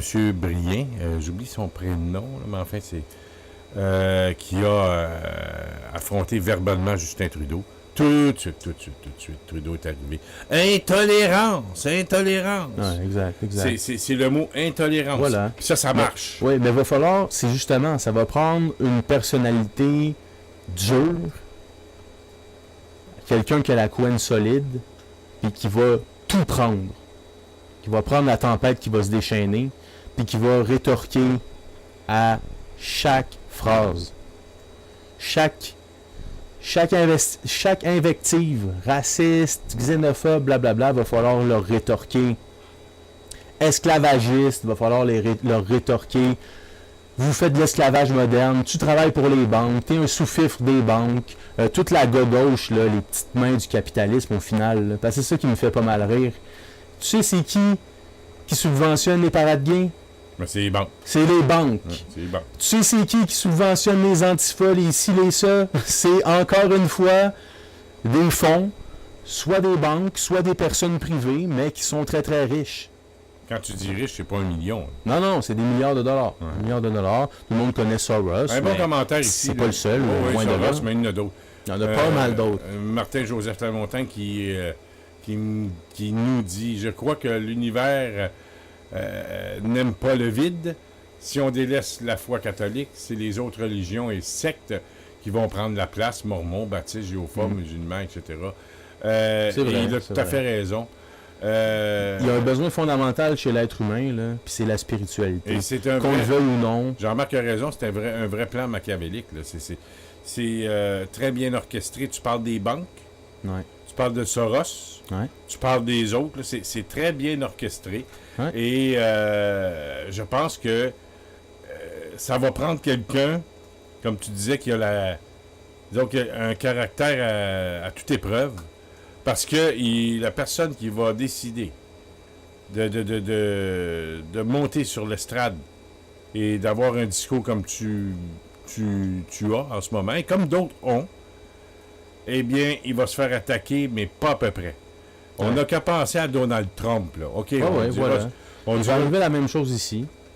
C'est exactement le même genre de rhétorique qui va s'acharner contre la fameuse personne. Évidemment, mais c'est pas grave parce que la majorité des gens pensent comme lui. On Donc, dira, tout ce qu'il s'agit, c'est on va se d'avoir parler on va se parler entre nous deux, là. C'est la CAQ, là, Ouais. en ce moment, là. Voilà, ferveur populaire, on s'entend, là. Oui. Mais comme je te dis, c'est par Mais défaut. le goût, là. Comme je te dis, c'est par défaut. Toi puis moi, là. Dit rien, il pas fait fort, rien. là. Non. Pas fort. Il joue la trappe comme de fait. Il va gagner par défaut. S'il gagne, ça sera par défaut. Il prend pas position fort pour le nationalisme québécois, le crucifix, puis Exact. la religion catholique, puis le nationalisme, tu sais, puis bon, c'est bien beau d'envoyer un petit chèque de 200-300$ à la Fondation Équipe Québec pour qu'on ait une équipe de sport, mais ça, c'est pas, tu sais, ça engage pas grand-chose, ça. Mais le crucifix, puis défendre le crucifix à l'Assemblée nationale, oh, ça, hey, ça peut m'enlever des votes. Mais entre toi et moi, ça va en donner. Ça va en donner. Ça va en donner. Ça va en donner. Et- Puis tous les nationalistes, justement, non souverainistes, là, ils vont voter pour ça. Je te le garantis. Quand Lisée avait fait sa fameuse sortie là, pour finalement remporter dans les derniers milles là, La campagne à la chefferie la du campagne à la chefferie du Parti québécois, j'avais écouté, c'était quoi, Drainville-Duhem, une affaire de même dans le temps à Québec. Ouais. Ils ont pris des appels. Ils parlaient justement de ça, tu sais. Ouais, Lisée, là, il a fait une grosse sortie, toute l'équipe. Là, il venait Contre d'être la burqa. contre la burqa, puis le fait Un que AK-47. le fait qu'Adil Sharkawi supportait, disons, Alexandre Cloutier, merci, et ainsi de suite. T'as vu, c'est pas trop long pour moi d'oublier son nom. Mais c'est Ben- pas parce que je t'ai donné le nom que je l'appuyais, en tout cas, continue. Non, mais non, je sais bien. Ce que je veux dire par là, c'est simplement Qu'est-ce que que les auditeurs disaient? les auditeurs qui appelaient, qui venaient tous de Québec. Là. C'était à Québec que c'était diffusé. On avait tous une opinion favorable de l'Élysée à ce moment-là. Dès que l'Élysée avait été élu, c'était comme la journée même ou l'autre d'après, tous les gens qui ont appelé, sans exception, ont dit qu'ils étaient pour l'Élysée. Puis c'était une bonne douzaine de personnes, tu sais, en quelques minutes. Là. Non, en quelques minutes. C'était des appels sprint. Là. OK. Mais ce que je veux dire par là, c'est oui, bon, évidemment, mon échantillon n'est pas valide, ainsi de suite. Non, c'est pas scientifique, mais ça reste une tribune téléphonique. Ça démontre un certain sentiment à un endroit particulier, avec un public particulier. Ouais. Un public que je sais très bien que les gens qui écoutent du M, c'est pas les plus gros souverainistes. Là. Non. T'sais? Fait que ça, c'est très intéressant. Puis on le voit, l'identité, les nationalistes, fédéralistes, là, ils pourront pas, à un moment donné, ils auront un choix à faire. Donc, c'est aux souverainistes convaincus, c'est aux indépendantistes de se mettre ensemble, puis de reprendre, justement, comme on le disait hier, le Parti québécois, qu'on change de nom ou pas, on s'en fout. Puis ensuite, ben, c'est littéralement, on change de discours, mais du tout au tout. Puis il faut commencer à travailler en profondeur la société là, pour que les gens comprennent qu'ils sont sous attaque politique en ce moment. Puis les libéraux, c'est littéralement le parti anti-Québec par excellence et qui conspire d'ailleurs à détruire la culture du peuple québécois. Donc voilà, pour une idéologie complètement désuète, qui d'ailleurs est en train de s'effondrer d'elle-même et qui ne pourra pas dominer la planète parce que d'autres pays ont d'autres choses de mieux à proposer, croient-ils. Donc la Chine, la Russie, et ainsi de suite. Ces gens-là veulent ramener le nationalisme à l'avant de la scène et c'est bien tant mieux. C'est tant mieux comme ça. Alors, avec tout ça... François, moi je voulais parler aussi de quelques petites choses. OK, bye. Je sais avec que... Jean-Marc au téléphone, parce qu'il y a des choses qui se passent sur le micro. Des choses qui se passent sur le clavardage. J'étais avec Jean-Marc au téléphone. Christine Guéret qui me dit voilà. Antoine, vous êtes la meilleure preuve pour notre avenir articulé, cultivé, brillant, merci. Écoutez, Christine, c'est pas de sa faute à lui, là. C'est de ma faute à moi. C'est moi qui est allé le chercher. Si j'étais pas allé chercher ce cher Antoine, vous ne l'entendriez pas. J'avais sorti un article. Les antifas, là. Non, c'était pas ça. Non, c'était pas. J'oublie. C'était un blanc de mémoire parce que j'ai vu des choses sur le. Ah ouais, ok. Attends. Sur c'est Martin-Joseph Lamontagne qui a envoyé un commentaire tantôt. Hein? Arrête de dire c'est peut-être fatigant. C'est juste ici, là. Ouais, ok. Hier, j'étais dans... Et on parle sérieusement d'un déclenchement des élections le 23 août. Couillard hésite encore. Il veut devancer au maximum la date. Bon. Martin, je te dis tout de suite, que ce soit le 23, le 24, le 25, le 26, on est déjà en période électorale. Ce qui fait que même si on est en période de vacances, Legault, lui, il n'arrête pas. Il présente des candidatures, il présente des candidats. Il en a présenté 2 cette semaine, un lundi, mardi. Aujourd'hui, non. Mais il reste que on est déjà en pré-campagne. Oui, clairement. Léon Noël, il nous demande de dire la vérité, réalité, de nous appeler en direct. La ligne n'est pas ouverte, Léon. Ce qui fait que on va laisser tomber pour aujourd'hui. Ton prochain sujet, Antoine? Non, mais je voulais revenir un petit peu sur ce qu'on avait parlé hier. Hier, t'étais tanné. De? T'étais tanné que ça bouge pas au PQ. T'étais tanné de la situation. Ouais, t'as fait un appel à tous. Ouais, mais on va y revenir. Ouais. Est-ce que t'en as parlé avant que je rentre dans le monde? Non, pas eu le temps. Non? Bon, ben, je pense que ça serait bien quand même de le rappeler à tout le monde qui nous écoute. Il y avait peut-être des gens qui n'étaient pas là hier. Bien sûr. Bien sûr. En fait, c'est l'appel. L'appel au retour du Parti québécois, au militantisme, disons, au vrai militantisme et, je dirais... Post-électoral. Oui, post-électoral, évidemment. Mais tout ce mouvement va prendre forme tranquillement avant les élections, pré-électoral, mais on va falloir attendre le résultat des prochaines élections. Mais sachant, peu importe le résultat, on sait déjà que le Parti québécois, à l'heure où on se parle, le 1er août, donc dans 2 mois exactement, on va probablement, à l'heure où on se parle, connaître le résultat des élections. Et moi, ce que je dis, c'est que il faut reprendre vos cartes de membres du Parti québécois et infiltrer le PQ. Et de cette façon, de se faire élire dans des exécutifs de votre comté pour être délégué dans les prochaines réunions d'instances officielles du PQ, conseils nationaux, congrès nationaux, etc., etc. Mais tout ça commence par la prise de possession des exécutifs de comté. Et moi, j'ai décidé, je t'en ai parlé hier, de coordonner Cette reprise en main. oui, cette reprise en main et de coordonner les gens qui veulent bien s'impliquer. Comté par comté. Paroisse par paroisse. Et je pense que c'est de cette façon qu'on va pouvoir reprendre le Parti québécois. Et il y a un but ultime à ça. C'est d'enlever le mot référendum du programme du Parti québécois et de dire que le Parti québécois, s'il reprend le pouvoir, réalisera l'indépendance du Québec avec une majorité des sièges. Parce que, comme tu l'as si bien dit hier, Antoine, nous vivons dans un régime démocratique, dans un régime... Puis Parlementaire britannique. Oui, parlementaire britannique, et ça va passer Et c'est eux qui nous l'ont imposé. Oui, Donc, ça va passer par ce régime parlementaire britannique-là. Et ça va être déclaré. on est bons joueurs.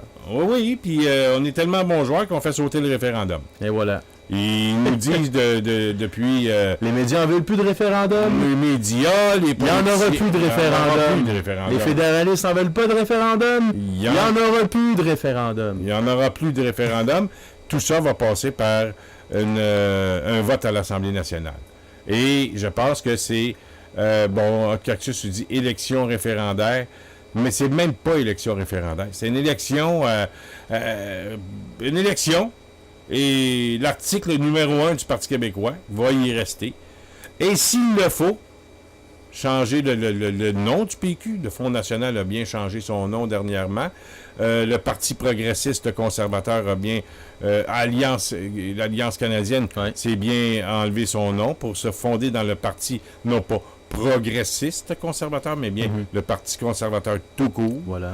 C'est à partir important. de là, Harper a réussi à gouverner le Canada de main de maître en étant minoritaire tout le temps. Hein. Oui. Il a gouverné comme s'il était majoritaire, mais un bon bout de temps. par une minorité de sièges. Et c'est seulement ces derniers 4 ans qu'il a réussi à avoir majoritaire. Tout le long, sinon, il était sur les chapeaux de roue minoritaire et il était capable, grâce à la faiblesse de ses ennemis, de gouverner. C'est-à-dire que on a beaucoup, on a beaucoup d'opportunités qui viennent. Ça, c'est clair.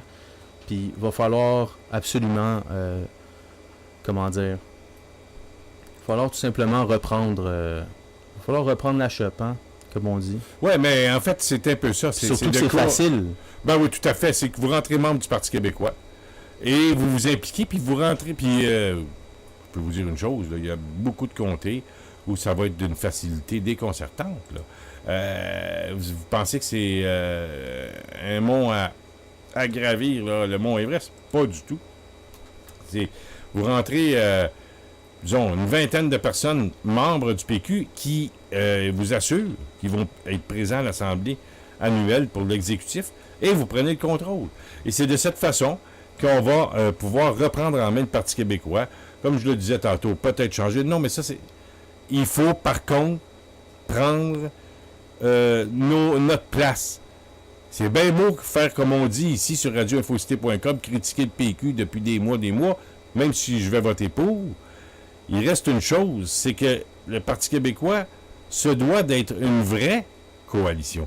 Non pas un parti de gauche qui est toujours, disons, non pas à la remorque, mais essaie d'avoir un même programme que Québec solidaire. Et ça tombe sur les nerfs de bien du monde. Moi, le premier.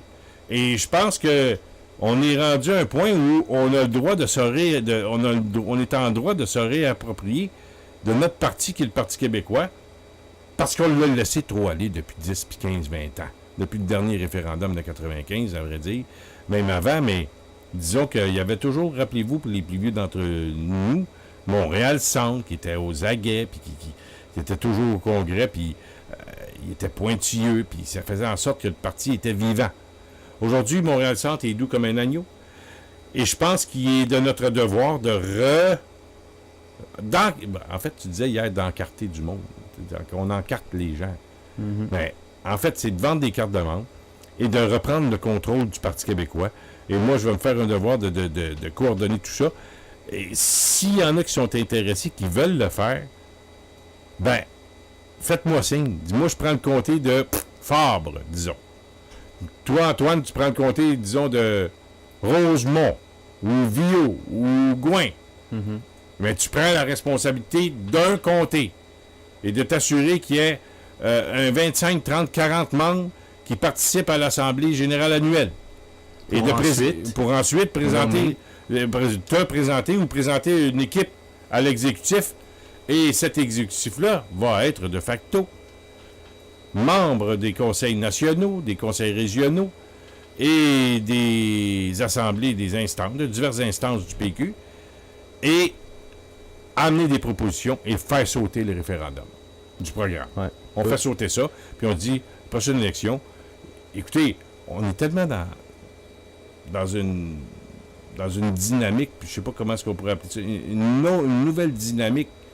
On n'est pas dans le bipartisme, on est dans le quadrupartisme, dans le quadri ou 5, je sais pas comment on peut appeler ça, mais là, on est à 4 partis. Parce qu'il y a quand même 4 partis qui ont des députés. Mm-hmm. On dira ce qu'on voudra, qu'il y en ait un petit qui en ait 4, ben c'est 3 ou 4, ben ces 3 comtés-là, c'était des comtés qui appartenaient au Parti québécois, qui ont toujours appartenu au Parti québécois. Et aujourd'hui, ça fait mal. On le dit, il faut le reconnaître, ça fait mal au PQ, ça fait mal au mouvement souverainiste. Exact. Et, bon, et à partir du moment où ça va être clair pour tout le monde que le Parti québécois prend le pouvoir, si le Parti québécois prend le pouvoir, c'est pour la réalisation de la souveraineté du Québec, avec une majorité simple des députés d'un vote à l'Assemblée nationale, Voilà. ben, peut-être qu'il va y avoir des gens qui vont changer, puis ils vont prendre ça au sérieux. Mais là, on remet ça dans 4 ans, dans 8 ans, la saison des idées, sur le chemin des victoires. Non, mais ce qui est bien, c'est que de toute façon, le parti politique... Des slogans creux pour moi. Oui, ben oui, évidemment. Mais le parti politique qui détruit le référendum, puis qui finalement dit non, c'est vrai, on s'est trompé, nous revenons à la bonne formule très britannique qui veut que la majorité de l'Assemblée nationale représente la majorité populaire et ait la légitimité pour ce faire. Le PQ, c'est ça qui me fait penser parfois. Vas-y. Au Vatican. Ouais, ben oui, c'est exactement ça. C'est infiltré par toute cette idéologie-là. Toute cette idéologie-là, le progressisme. Mais pour le reste, ce qui est génial avec ça, c'est de justement revaloriser l'Assemblée nationale. C'est de lui redonner la légitimité politique qu'on lui a enlevée depuis tellement longtemps. Le Parti québécois au premier chef, malheureusement, pour finalement rejouer la carte de la souveraineté populaire, et le Parti québécois, ou ce qui prendra sa place, peu importe, déclenchera un référendum, au final, par une élection référendaire, lorsqu'ils l'auront décidé. Puis ce qui est encore plus génial avec ça, c'est que ça donne le momentum au parti qui veut se séparer.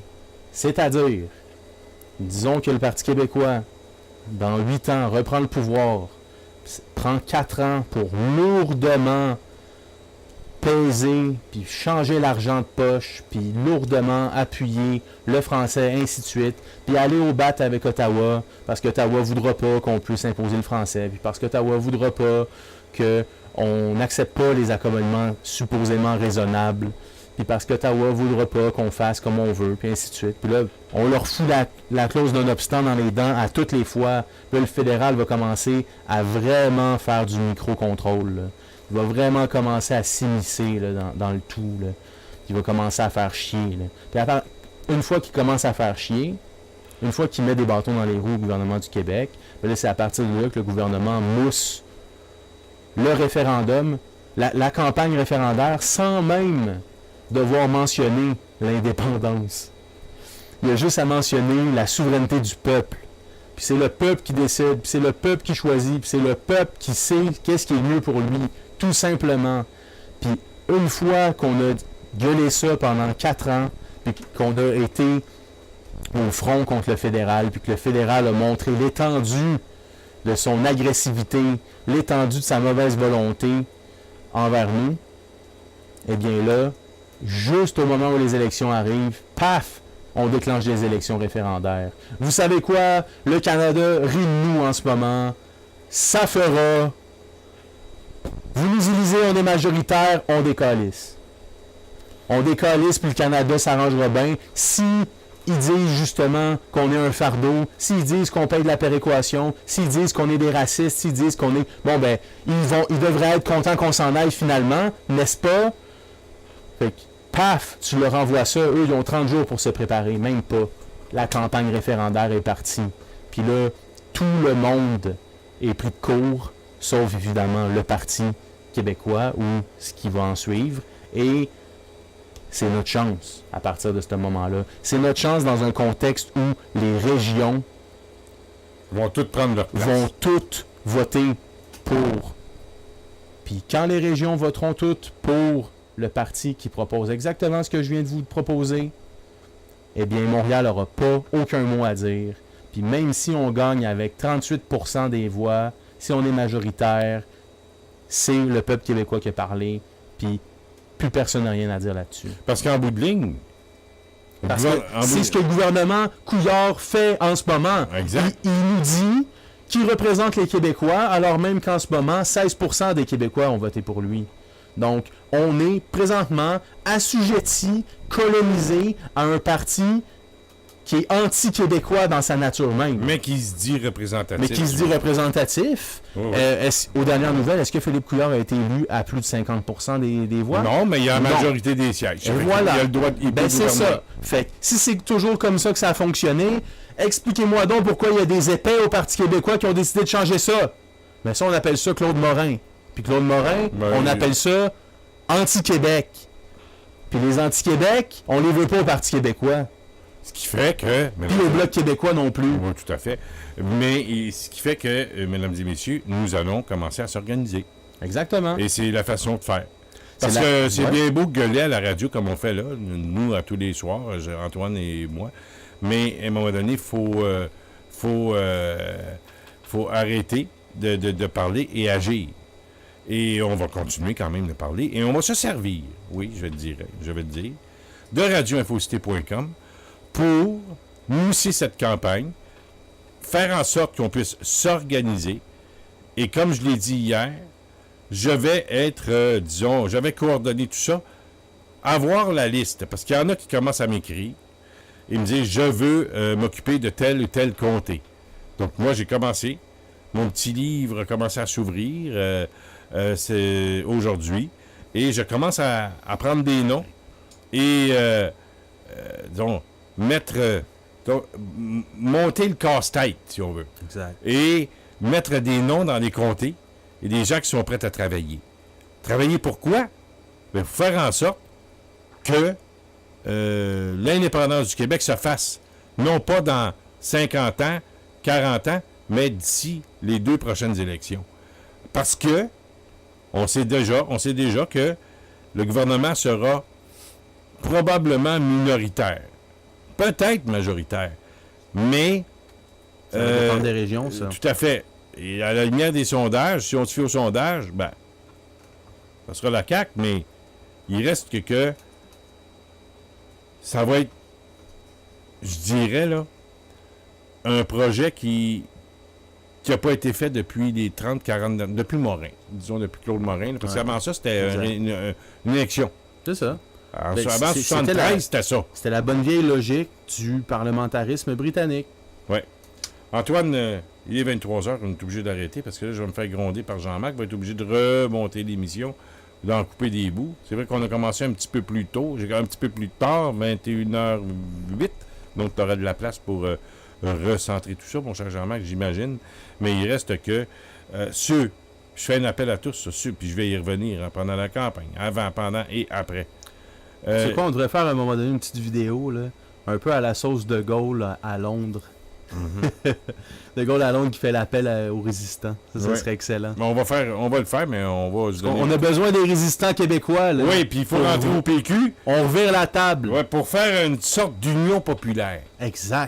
Exactement. L'union Union sacrée, le peuple qui s'exprime, le peuple qui renverse la table face à ces élites qui ont décidé de collaborer avec l'ennemi, les fédéralistes, les Anglais puis les mondialistes. Puis à un moment donné, ben, il va falloir que le peuple québécois se fasse respecter sur cette terre, sur sa terre. Ouais. Et il est temps que ça arrive plus tôt que tard, espérons-le. Et tout ça, mon cher Antoine, va se faire pour le peuple et par le peuple. Exact. Merci, mon cher Antoine. On se reparle peut-être demain, si tu as le temps. En tout cas, on verra. Merci d'avoir été là. Merci au Clavardeux. Et merci à Jean-Marc Drolet qui a été à la mise en onde. Et nous, on se reparle demain soir, 21h, tout ça sur radioinfocité.com. S'il y en a qui ont aimé, qui ont partagé. Ce soir, j'ai pas eu le temps de faire de la pub avant l'émission parce que je cours de partout. Là. Mais je tiens à dire une chose. N'hésitez pas à m'écrire. François, je veux m'occuper de tel comté. Puis, moi, je vais prendre ça en note. Puis le moment venu, on va tout... je vais vous recontacter. Puis on va mettre ça en branle. On a déjà 3 autres personnes qui viennent de nous envoyer là, les coordonnées. Excellent. Merci Antoine, on se reparle demain. Merci. Salut. Bonne fin de journée à tous. C'était le Journal du Soir sur radioinfocité.com avec François Saint-Louis. Pour tout commentaire, nous vous invitons à nous écrire info@radioinfocité.com.